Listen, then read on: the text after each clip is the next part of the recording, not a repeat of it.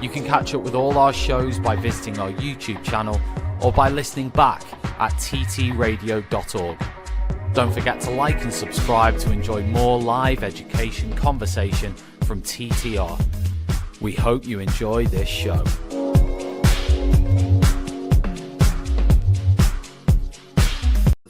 Outstanding and world-class vision and world-class this.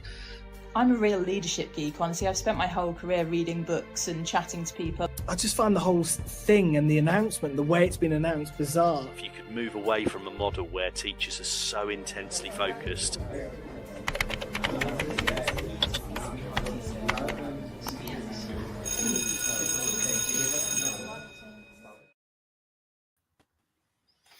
Hello, good morning. Welcome to Points of View on Teachers Talk Radio. This show is brought to you in partnership with John Catt Educational, publishers of professional development books and resources that support great teaching and learning in schools around the world. Level up your professional development today and visit johncattbookshop.com to explore the full range of titles. Use the code JCTTR2425 for 20% off your order. Good morning, everyone. Good morning. Good morning. How are you? Feeling well on this Sunday morning? So to be polite, this is how it's going to be. I'm good evening. Actually, I'm in Japan at the moment. I'm in Tokyo. It's lovely, and the rainy season is just getting started. So the humidity is it's about 30 degrees today, intensely humid, and I think there's going to be a thunderstorm in a few minutes. So if there's lots of loud bangs and crashes, it's not me falling over. It is just the weather outside. Wow, I'm jealous of that. That actually sounds quite nice. It's nice. It's nice in small doses, 4 months later, it gets a bit old, but at the beginning, it's lovely. I get the impression that yourself, Ray, and me, that we're in a less exotic location. Yes, very much so. In the Midlands, I'm on the post Eurovision slump. Yeah, so this is one of the toughest days of the year for me. We're all here to support. It was a bit of a mystery, but we'll go with it. Yeah, no, absolutely. So shall we make a start then?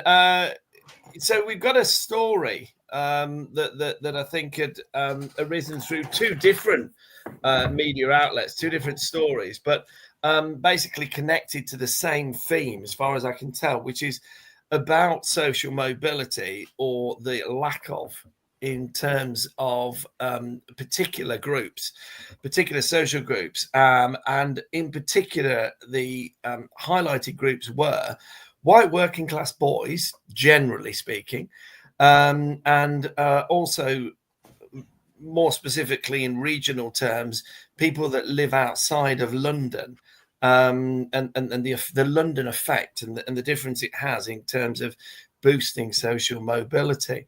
And just to set the scene, and then obviously everybody can, pile in. The information in both those articles is quite stark, and I think to a degree, although people may be aware of it, I think it doesn't do any harm just to, revisit some of the statistics that were given. When it came to white working class boys, at the age of 5. They were already, at the age of 5, they were already 13% behind black boys and 23% behind free school meal Asian girls when it came to phonics. So at the age of 5, that's pretty worrying stuff. Apparently about half of white working class boys don't reach the required standard in reading and writing by the end of the foundation stage, and then it cited the to say that a third of these white working class boys passed GCSE English and maths. So that meant that 39,000, nearly 40,000 of them didn't pass their English and maths at GCSE, and possibly for me, the most staggering statistic was that only 9% of white working class boys currently go to university, when compared to the general population, where it's about half or 50%. So, pretty sobering statistics there. And there was a report, wasn't there, in 2021, a government report into this question. But it seems like the report has long been sort of put aside and forgotten. What do you guys think about all of this? It's such a huge issue, and I think right away, lots of people will have their own pet explanations of what's going on here. And I mean, obviously, we're talking about white working class boys. That's the metric the study, the research was looking at. Whether that is correlation or causation is, of course, one of the big, very important questions there. I know the Sutton Trust did research into this.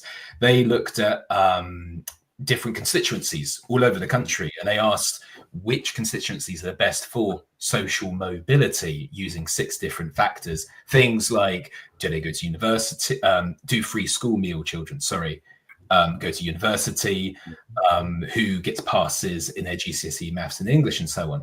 And looking at the whole country, it's a very mixed picture. Some rural constituencies do very well. Some do very, very poorly indeed. There doesn't seem a clear north-south divide or anything like that. The one thing that does jump out at you is, which is this sea of sort of social mobility, if that's the right way of putting it. And I don't know, I think there's so many things going on here, so many things. Part of it is probably money as well. I mean, we all know if you're a teacher, you're going to get paid a lot more if you live and work in London. So let's say you're working in a home county or something like that.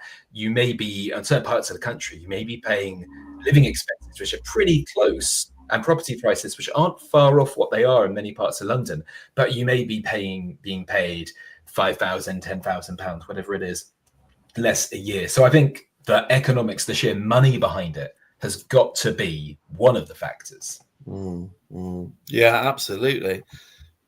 Right. Yeah, I feel like economics obviously is a factor. You look at everything that's in London and the funding. I mean, no one gets enough funding, but there are more opportunities and there's more money and there's more resources available in London. I worked there for 13 years, and excuse me, compared to the rest of the country. But I can tell you, it doesn't.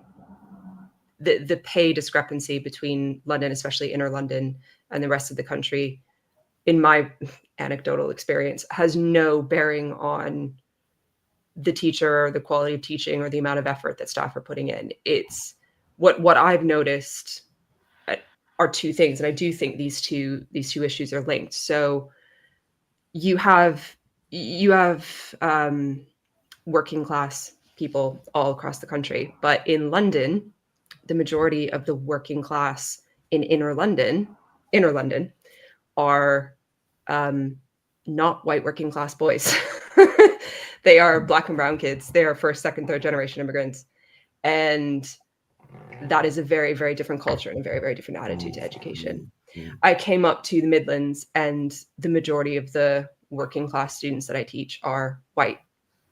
And the boys, the attitude that the boys have toward education and their future and their options and what's available to them and the future and life is shockingly different. I anticipated a difference, but it's so much more stark than I thought it would be.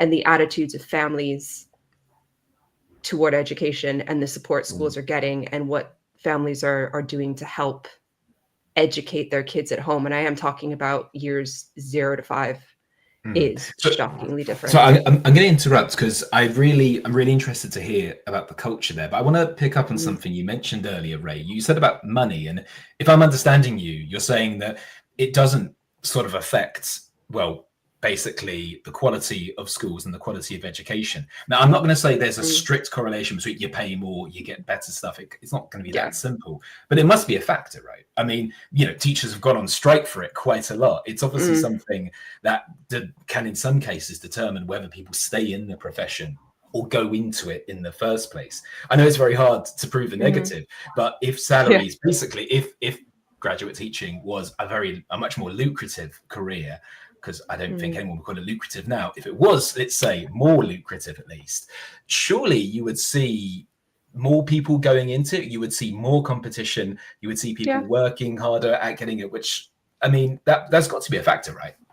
Yes, it is. But the reason London pay is increases because it is so unbelievably expensive to live there compared to everywhere else. So I don't know. I pick you up on that. I used to live in Cambridge, and let me tell you, property prices they're pretty horrendous. But of course, London on Sea, isn't it, or nearabouts? Yeah, exactly. There are some really, places where the property and first cost of living, transport, blah blah blah, are super expensive, and yet the pay doesn't reflect that at all. No. And you do notice it. Yeah. But I think the funding the schools get, I do think money comes into it. But I did a whole show on this a year or two ago. What I attributed to the difference, or partly attributed to the difference, was just the nearness of opportunities that students in London have. So that's not even necessarily a money thing. That's a proximity to money thing. That's a proximity to different industries. It's a proximity to, like, your neighbor works in central London at some record company, so that's where you get your work experience because you have that connection, and suddenly you're bumping shoulders with all these people you never imagined you like. Everything is so close in that. You go on a school trip to the British Museum or something. Exactly. So the schools, it's not even necessarily the funding or the salary of the staff, but it's just the availability of opportunities. It's such a wide range of different opportunities that these kids have that the students that I teach in the Midlands just do not have available to them. And that opens when you experience that many different things. You have such a wide range of life experiences, and you can envision yourself in so many different places, and you see that everything is close and attainable. You can reach out and touch it. That affects how you view yourself and your future and your place within the world. So these kids in London, yes, they might be poor, they might be struggling, they might be X, Y, and Z, but they can envision a future beyond that. Whereas students outside of London, if they're poor, if they're struggling, if they're in similar situations, they don't see, they haven't experienced a potential path out of that. So they can't see themselves doing it. They don't even know what's out there. They don't even know what their options are. And to me, that's a huge part of the divide. And that's a larger story, just about regional disparity in the UK. The London being, depending on your view, either this wonderful magnet for talent or this drain on the rest of the country. Pick your perspective there. But the point is, I absolutely agree with what you're saying there. But the reason why it is that way is part, like so many things in education, it's part of a bigger story. Yeah, it is. I mean, I think. All these are well known, but we don't, as a society, seem to be doing a great deal about it. And it is stark. I live and work in the Midlands, just outside Leicester, and it is very typical, and has been for quite some time now, that the towns and cities in those post-industrial areas of the country have become very depressed, not only in terms of the economic numbers, but in terms of visually. When you walk around towns and smaller places in these areas, there is such a palpably obvious lack of opportunity, whether it's in terms of social activities, whether it's in terms of the arts, whether it's in terms of transport infrastructure. It's almost as though they've been forgotten, or it feels that way. And I have to say, and I mean, it's the complete opposite, I'll declare now, of my political position on the spectrum, but surely there's got to be a link between this and what we're currently seeing with the rise of reform, and the right generally, because I suspect, no, in fact, I know that if you analyze the vote in terms of the the political preferences of people in the way that they vote, there is a strong bias in these marginalized groups towards more right, far right political parties, and so therefore you are concerned not just educationally for the implication of this, because obviously there are some stark problems. If we all believe in equal opportunity, it's obviously not being borne out in reality. But there's also the political implication, which can then kick back into wider social impacts. And I'm always reminded of a quote from somebody, I can't remember, where they said, you can either have enormous amounts of inequality or you can have democracy, but you can't have both. And it does strike me that we are, if we're not careful, and I hope we are careful, and I hope we are now in our own world, in education, starting to, I mean, we've only got limited power, but I hope we're doing what we can. But if we're not careful, we'll be heading headlong into some kind of social breakdown, which will lead to a fairly radical political reaction, which will not have a good outcome, or leastways, certainly for people who think like me, it wouldn't be a good outcome. So, it is a big issue. But what's to be done about it? I mean, taking the longer term view. Now, I know this is a maybe pretty controversial thing to say, but hey, the show is called Points of View. I think there are people out there who would say this is what grammar schools were designed to do. They were designed to take and people probably at the time would have used terms like academically gifted or brightest children. They would have said something like that.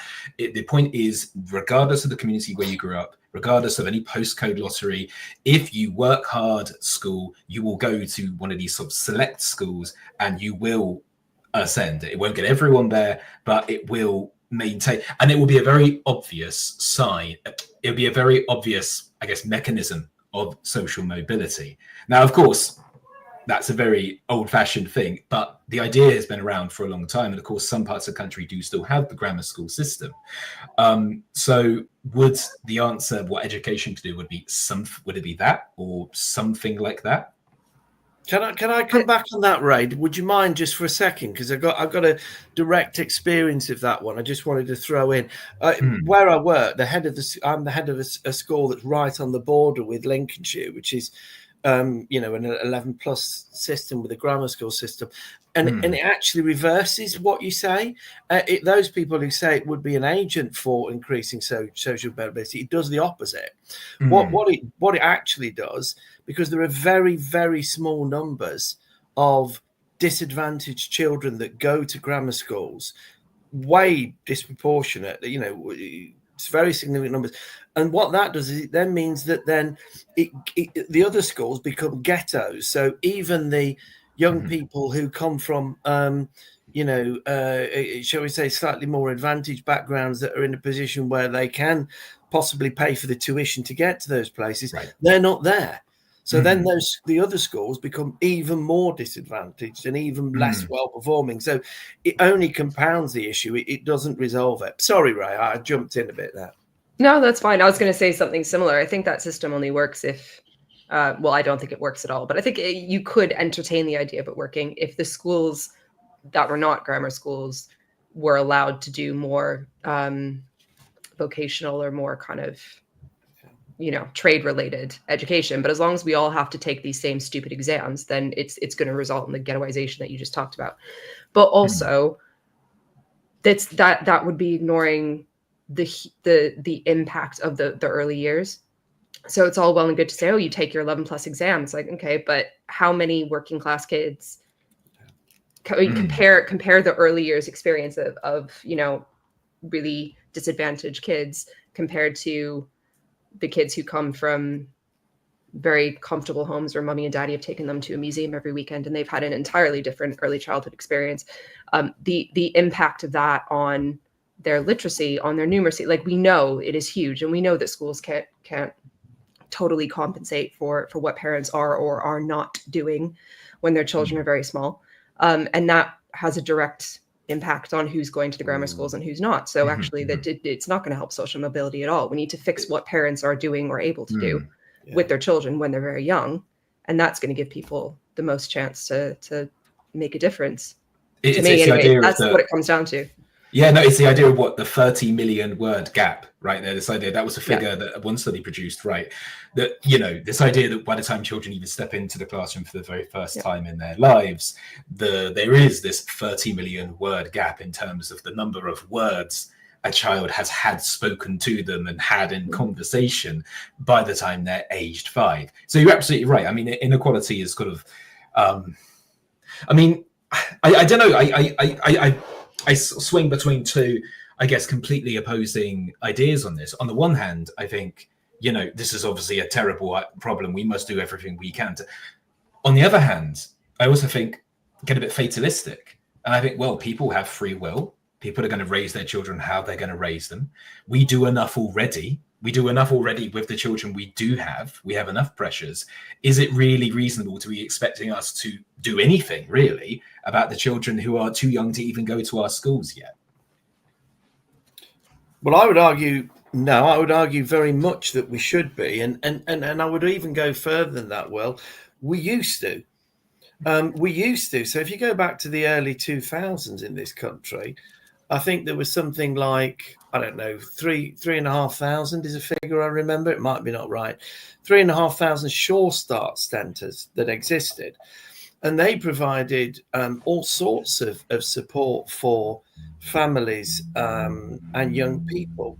And I say families and young people because it's often, fathers, yes, to a degree, but the mother is such a decisive influence in the particularly the early years of a child, and giving them the support and them the means, sometimes just them the social contacts to be able to negotiate life, bringing up a child when you're, sometimes in, sort of pretty disadvantaged circumstances. And those centres were just closed down. They don't exist anymore. And the act of doing that had a devastating impact on the amount of care and support and also speech and language therapy, which happened through those centres.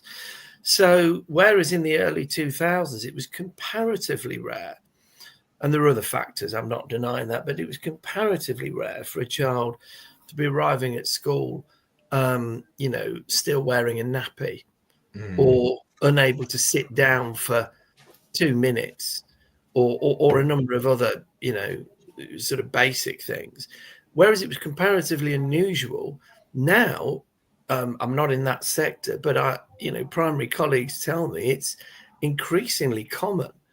And surely if we're to start somewhere, putting our money and resources into the early years has got to be the most cost-effective way to affect change. And these are the communities where it's probably most needed. And yet at the moment, we don't, or haven't for a long time anyway, done anything about it. So I would very much argue, yes, we should be doing something. And it's in the long run investment, the payoff, if you will, of doing that, both economically and socially, never mind educationally, I think is enormous. Absolutely. You're always looking at the year below, right? I mean, where people in university say, we get these students, they can't read a book, they can't write an essay. In secondary school, they say they come to us from primary school, they can't spell, do this, that, the other. And of course, in primary school, I guess the bigger story is the more time you spend educating children, the more you realize how important everything that has come before is. And it starts from day one. There's no escaping it. Yeah. No, I mean, there is no doubt that even by the age of 2, the course for many people is depressingly already well set. But there is a whole host of, case studies and evidence to suggest that if you can intervene and you can, expose very small children to environments where they hear, for example, Will, you cited the word gap. Well, just exposing them to a number of different words and people that speak in different ways is in itself transformational, and I never quite understand the logic. I suppose it's down to money, but the free childcare that it's now been extended to 30 hours, albeit I don't think it's funded enough to cover the cost of the praise provision, but the 30 hours is extended to families who are working, but it doesn't actually apply to families who are not working. And of course the reality is that many of those families that aren't working are the poorest families, the ones that are most in need of that level of intervention. So if the government wanted to do something that was really going to make a difference to social mobility over the next sort of 15, 20 years, then I would suggest that starting there will be the way. I know we've kind of moved a little bit away from the original story, but I think that's because we can see that there's a bigger problem. Yeah, totally. I mean, well, talking of which, from earlier, Ray, you were talking about the culture being different. I mean, I don't know how much of an influence we can have on that, but am I right in thinking that in your view, your experience, that is huge? It's enormous. It's enormous. And I recognize some of the parents and families and attitudes towards school and education and jobs and so on from my time in London, because obviously some kids and some parents had pretty miserable attitudes toward the school as well in London. That's not, it happens there as well. And I'm not trying to paint London as some utopia, because it clearly is not. But then coming up here a couple of years ago, whereas in London, those people were a definite minority in the schools where I worked. A loud minority at times, but a definitely a minority. Here it is rampant. Just the disinterest. Well, I think there's two types. There's the disinterest. They just don't care about school. They don't care how their kids are doing. They don't see it as important. That's not what they're going to do. When are they going to use history? When are they going to use literature? Why should they bother? Whatever. They just don't care. Can't get a hold of them. Don't care. And on the other hand, there are the ones that are actively trying to sabotage the school or sabotage their child's education and their child's chances. And I keep trying to explain, like, every grade you get is another door open. You want as many doors open as possible so you can choose which one you want to go through in the future, and you have options. And it's like the parents are just trying to shut the doors and keep them down. And does it come from parents, or does it, sorry yes. to interrupt, but is it from the parents, or do you see it from the children themselves as well? When I see it from the children, 99% of the time when I meet their parents, it all makes sense. It's clearly learned. And they're repeating things that their parents have said, and they're displaying attitudes that their parents have.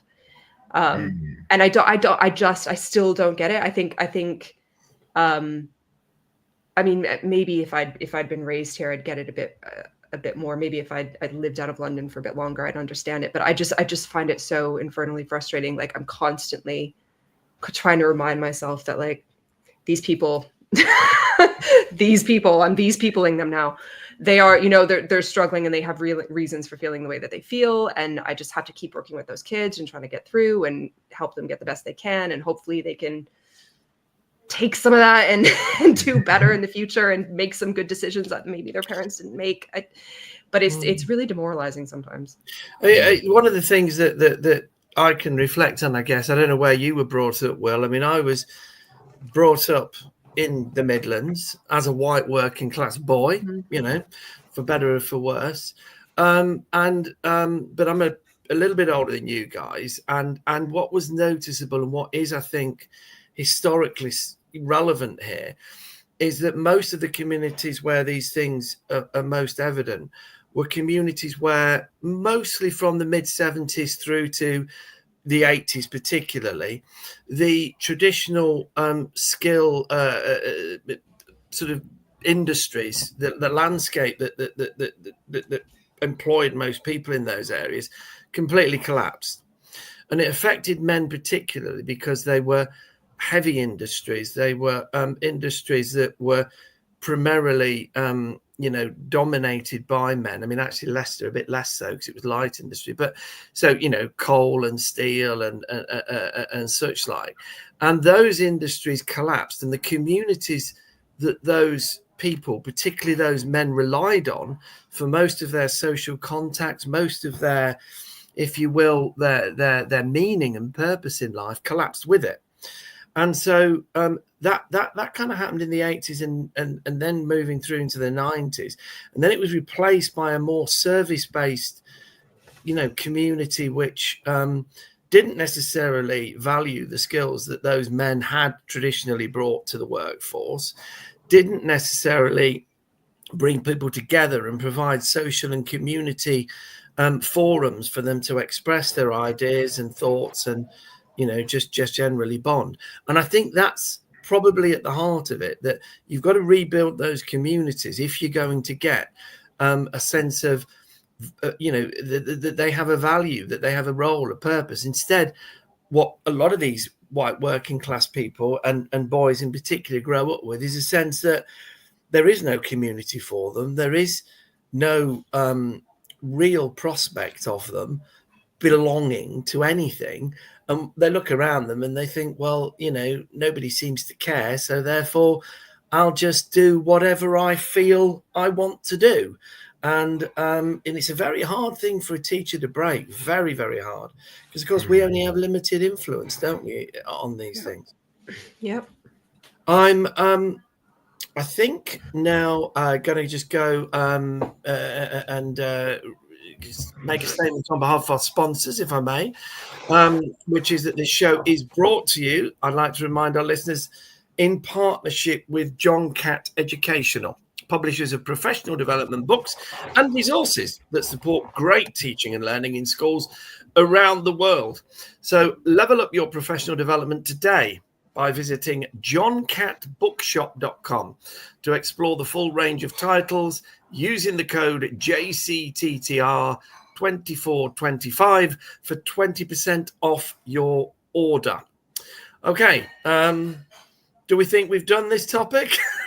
or what? Do we want to add a few more comments, or do we want to move on to the next one? I think we got it. Shall we move on to the next one? Yeah. Okay, so shall I go ahead and introduce this one? Yep. All right, so this is this topic, we're talking about AI and assessment, and this was prompted by an article on the School Week's website entitled, it was an opinion piece, How Assessment Should and Shouldn't Evolve in the Age of AI. And from my reading of it, basically the argument made here is that AI has developed very, very quickly. Whereas in the past, new technologies have come along and schools have had a while to adapt to them, have had a while to figure out how they're going to use them. The starting point of this article is that we don't have that privilege. We don't have that time frame with AI. It's just so quick. To make that point, the article says that the majority of teenagers are now using generative AI and are using it, obviously, presumably, lots of it for their schoolwork, exams, coursework, homework, whatever. Furthermore, AI detectors don't seem to work. They miss real plagiarism. I'm quoting the article here. They miss real plagiarism and accuse human work of being plagiarized. So there's this idea that it's very possible for children, pupils, teenagers to use AI. So what do we do as a school system? I think particularly with a view to assessment, how can you assess anything and know it was actually done by the pupil, and does it actually reflect their knowledge? I suppose the most obvious response is to completely ditch any kind of home assessment and indeed take technology out of it as much as possible. When it comes to certain type of assessments, I'm thinking, pen and paper in an exam hall, timed conditions, unseen question, that sort of stuff. That's obviously one way to go, but I'm sure people will have something to say about that as well. That's the sort of main thrust of the article. Well, I've spent most of my 15 years in this country totally slagging off the exam system and just talking about how ridiculous it is and however. You've clearly picked up the local lingo there as well. Slagging off. 15 years. It's rubbed off on you. 15 years. And I spent most of that time just saying just how ridiculous it is and how we need to get rid of it.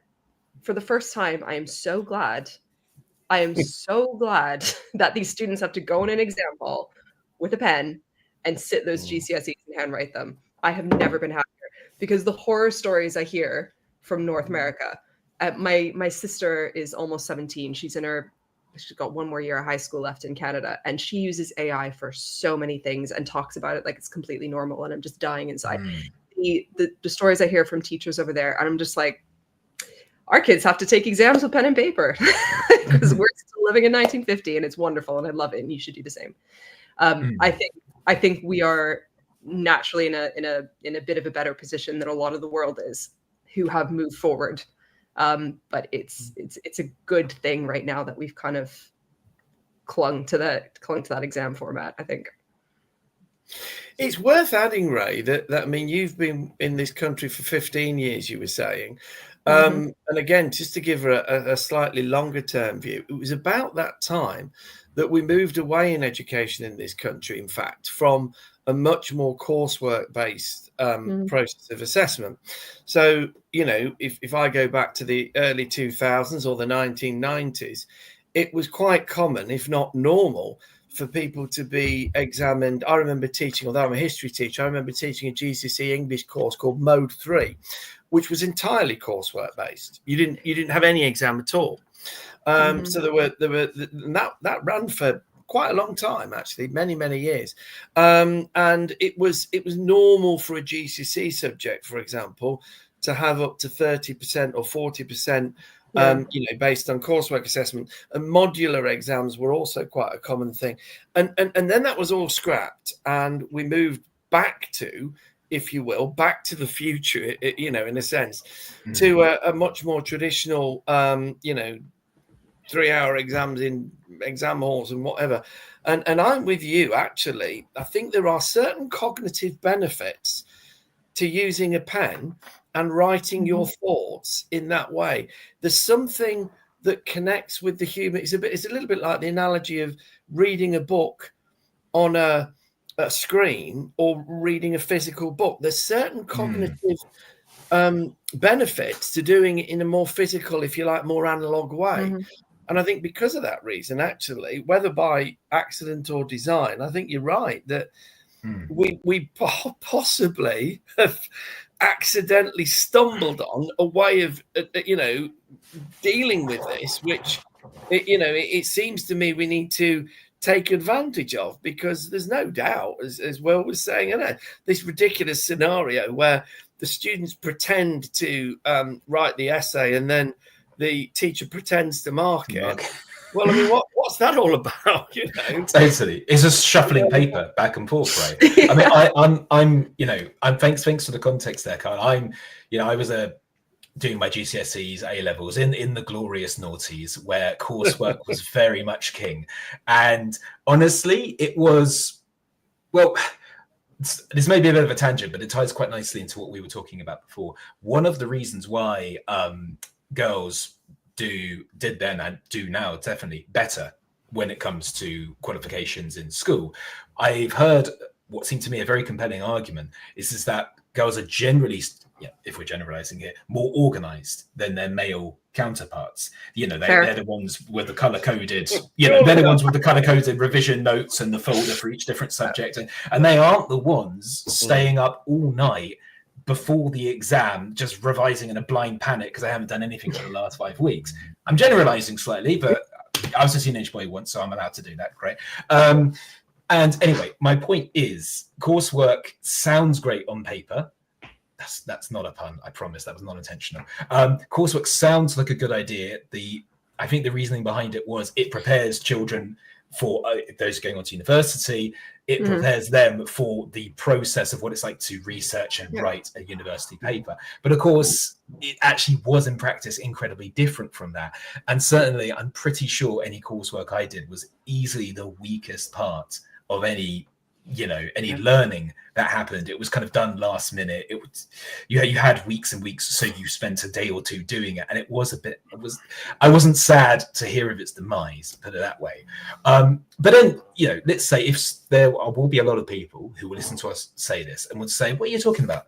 Pen and paper. That's yesterday's world. These children are going to use AI in their jobs, so we better bring it into the assessment. You know, we can't shut the 21st century out of the classroom. I mean, I get the feeling that no one here would really agree with that point of view, though. No. I don't think I would Lots either. of you, very short show. Okay. It was a good example given by Christodoulou. Sorry, getting the name Daisy Christodoulou, where she said you wouldn't go into a gym and use a forklift truck to lift the weights for you. You know, you know, I mean, when you want to get fit, you go old school, because actually that's the point of it. The point is to get yourself physically right. If you want your brain to work, arguably the best way to do it is to work your brain, as opposed to let some other, technology do it for you. So yes, I think everybody would accept that it's important that young people are very able to work with technology and understand the potential and can contribute to the development further of technology and its application in the world. That's a good thing. That's progress. But to use technology as a substitute for brain power to make a young person effectively de-skilled surely is counterproductive, and in the end won't achieve our objective. So I can't. It was interesting. We do a thing in our school called 15-second surveys with parents. So once every fortnight, I send out a little Microsoft form, and parents get. It's called a 15-second survey, so it's like one question. And a few weeks ago, I said, "Oh, do you think choose one of these two options? Is AI more likely to add positively to your child's education, or is it more likely to undermine learning in your child's education?" And about 70% said that they thought it was to undermine it, which I thought was a bit depressing. And I don't agree with personally. I think that's pessimistic, but it's an interesting insight into what parents thought. That is interesting. I mean, can I ask a question that, well, reading this article made me think of? Because I think what I'm getting from your answer, Carl, is that learning involves tension, basically. It involves frustration and effort and tension and overcoming a barrier and blah, blah, blah. And I was reflecting on that. And I thought, actually, when I was doing my teacher training, I definitely got the message from some quarters that every lesson should be fun, engaging, and so brilliant. Children are having such a wonderful time, they don't even realize they're learning, which is, I think, garbage. I mean, it's total rubbish. And I think, actually, a lot of the time, learning, I think it should be interesting, but not every single moment of every single lesson can look like,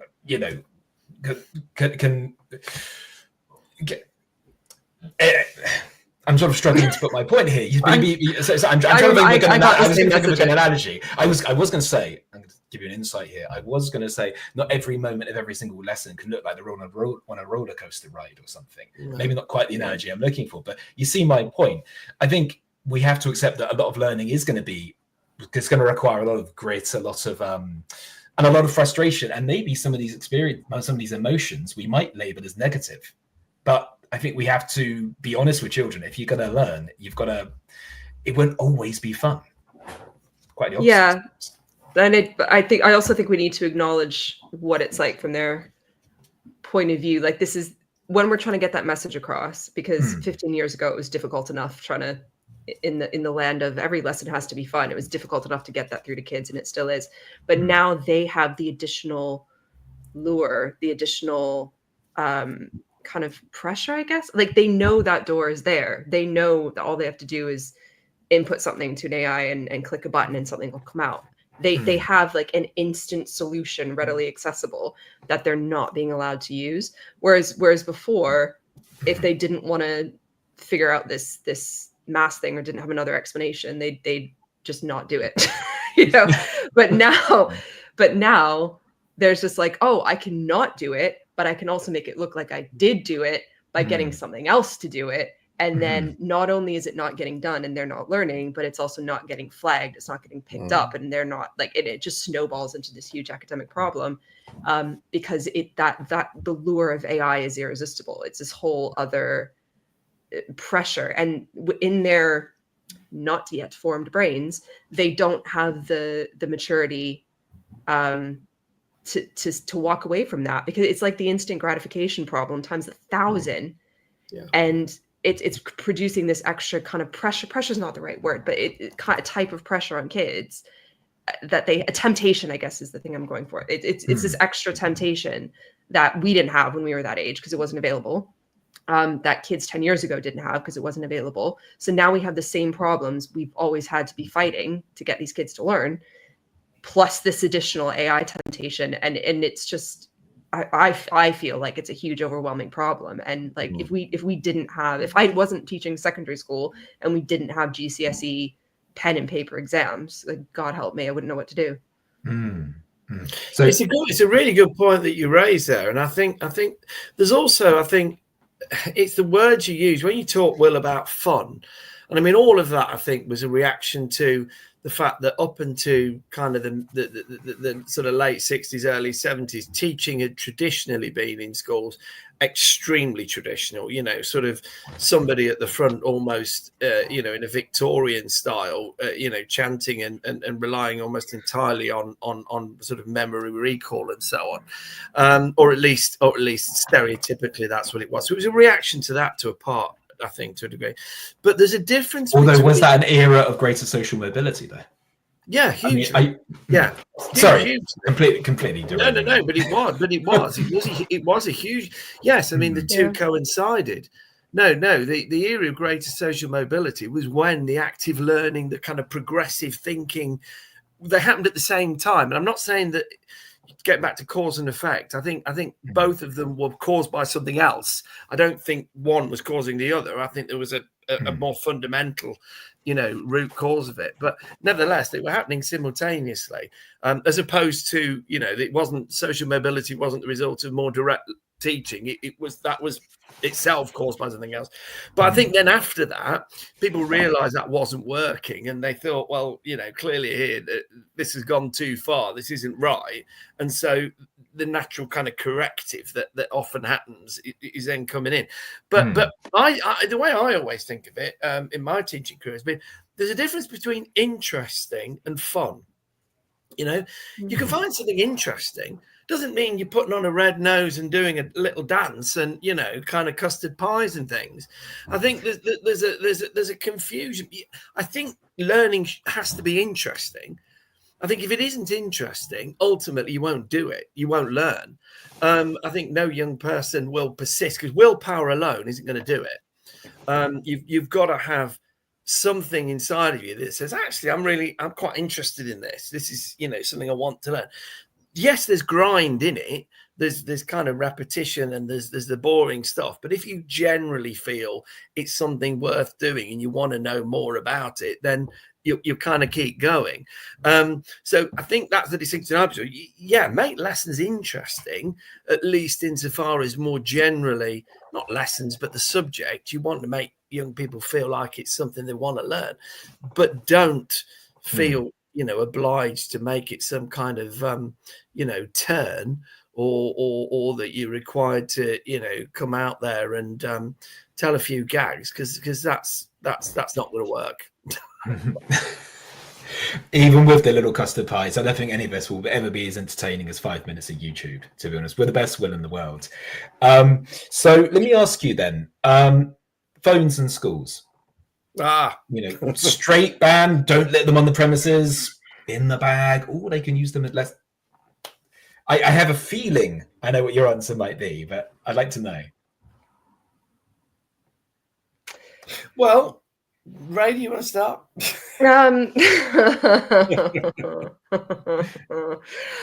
Okay. I want to say just straight ban them. I really, really do. And I say that as someone who occasionally uses them because I have, on more than a couple occasions this year, just busted out one of those online quiz revision games because everyone's tired and it's fun and they do it. And they use their phones for that. So I'm glad that they have them. But I'd really happily live without that in my life. I don't need that option. Get rid of them. Except for our sixth form, obviously. But and the thing that the slight holdup for me is about, safety walking home and sketchy areas and so on. But like, get a brick. I actually just get a brick. And you know what? I would I would buy the brick for some families just to get the smartphone away from their child. Like, just take the brick so you can contact your kid. They don't need it at school. They don't need it on the way to school. They don't need it at school. They don't need it on the way home. Get a brick. I think I should clarify for people, listeners who, like me, for at first you were advocating they literally carry, building bricks. Well, they can do that too. Their hands. They're I was imagining some sort of welcome to carry that around self-defense as well. situation here or something. And Yeah. it's been an embarrassingly long time to get what a you were brick, talking about. a brick in one hand, and then a brick phone that can't connect to the internet in the other. I think is the ideal combination, because safety, defense, it works. Mm-hmm. Sorry, Ray, I was just looking at my phone. Sorry, I was just no. Now there's a little gag because there is a contradiction, isn't there? In that, as adults, we're all kind of addicted to this stuff as well, and then we saying, yeah, but we don't want it for children. Well, we don't, and we don't, and we absolutely can see it's quite obvious that it's not good to be. For a young person to be hooked to these things day and night. Having said all of that, Ray's hesitation is the hesitation, I think, of most people in education, and why the debate about bans is a little bit more subtle than the media would have you allow. Because in truth, there are good educational activities that do harness technology. And it would be possibly throwing the baby out with the bathwater, related to our previous, comment about it's good that young people get to think without technology, but it's also good that they understand how to use technology in a productive way, not just for a leisure pursuit, but in a way that actually adds some value to what they're doing. And I do think that that's a reality which it would be odd and potentially a little bit self-defeating for us to completely dismiss. So I think something along the lines of only when the teacher specifically tells you to use it, but it's difficult, we know, to police. But something along those lines feels instinctively more like the right fit than a kind of don't bring the things anywhere near at school ever, and that kind of, I don't know. Is there an element? Sorry, just thinking about our first topic. Is there an element of maybe entrenching a bit more inequality here? However, because of course we know, the pandemic really showed this. Technology access is not universal, and of course the poorest children are those who are going to be most likely to not have their own device, or maybe not have unlimited data, or whatever it might be. And so therefore, if you are that kid in the class who doesn't have a phone or doesn't have reliable Wi-Fi, whatever it is, maybe if schools are turning to phones, that's just another way you're being left behind. Is that true though, Will? Do you think now? Do you think it is actually true that a young person who's less advantaged is more likely to not have a smartphone on them at school and use it regularly than a young person that's more advantaged? Because I wonder whether we're reaching a point where it's actually flipped. No, I think I totally agree. I think the last few years, anxiety about children's mental health and access to phones, and this idea of the anxious generation and that sort of thing. No, actually. Yeah, I completely agree with you. I think 5 years ago, 10 years ago would have been very different, but now, I'm thinking of the kids that I know that are constantly looking at their laps a little bit too much. And I have to say, little Johnny, why are you staring at your crotch? It's a bit weird. Is there something wrong? Do you need to go to medical? And I think of those kids, and actually, of the ones I can think of, they're mostly our pupil premium students. They're mostly the more disadvantaged ones.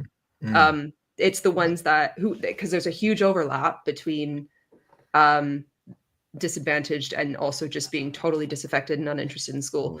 And unsurprisingly, those are the kids that are just strangely staring at something that's glowing from their lap. So I do wonder. This could all just be a total pipe dream, but I do wonder if in 50 years or 100 years' time, they will look back on the fact that we used to give children smartphones and the internet and I know there's parental controls, but essentially say, here you go, have at it. They might look at that in the future as, what were they thinking? In the same way we might look back at people, I don't know, example off the top of my head, you know, the sort of the fact that you could smoke in so many places and it was so prevalent a few generations ago. When you look at how quickly society has changed and what was every day suddenly becomes unimaginable, I wonder whether in the future there will be such a shift around access, allowing children to access technology. And I wonder what we were thinking. I hope there is. I mean, I think probably in 100 years' time, they'd be saying, "What's a mobile phone?" Yes, of course. Yeah, it'd be completely obsolete. But yeah, I mean, I think there is that, and that's often the case. I mean, you know, I'm a history teacher, so I tend to draw my examples from. So you gave a good example with smoking, Will, and another one that springs to mind is in the early days of knowledge about radioactivity and radiation. There were all kinds of products, weren't there, out there that you could buy that were like glowing in the dark. Yeah, it's pretty obvious. We found out that the long-term effects of that aren't great. But I do think that actually, although there is definitely truth in that, I do think there is something more subtle and more complex, and I think we're all struggling to figure out the exact answer because this stuff's new, isn't it? I certainly didn't grow up with smartphones or anything like that. No. And I'm very glad I didn't. You know, I look back and I don't envy teenagers today. I think, oh God, I wish I had that when I was 12. No, definitely. No. And there was an article I read. Yes, I'll confess, in The Guardian, which said that the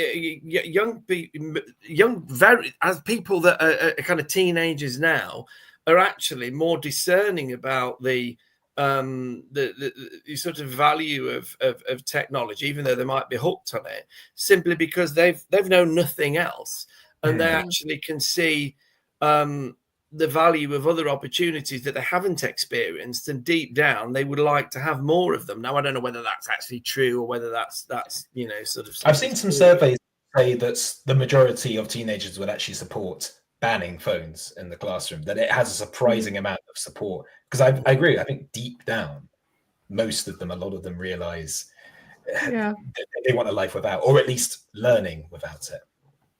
Because they know the smokers know that it's harming their health, but it's an addiction. Right. It's an addiction. Right. Yeah. It is. And you know, the whole world of AI. I mean, I think we are, you know, on not the brink. I think we are in the middle of a technological tsunami of change. And this happens periodically in periods in history. And I don't think, actually, interestingly, over the last 20, 30 years, it has been so much change. I think it's been more kind of smaller changes. But now I think we are really entering a phase of pretty fundamental change on a number of things. And so much good can come of that. So many wonderful things come of that. It's an interesting thing about the parents, that the parents could see only pessimism.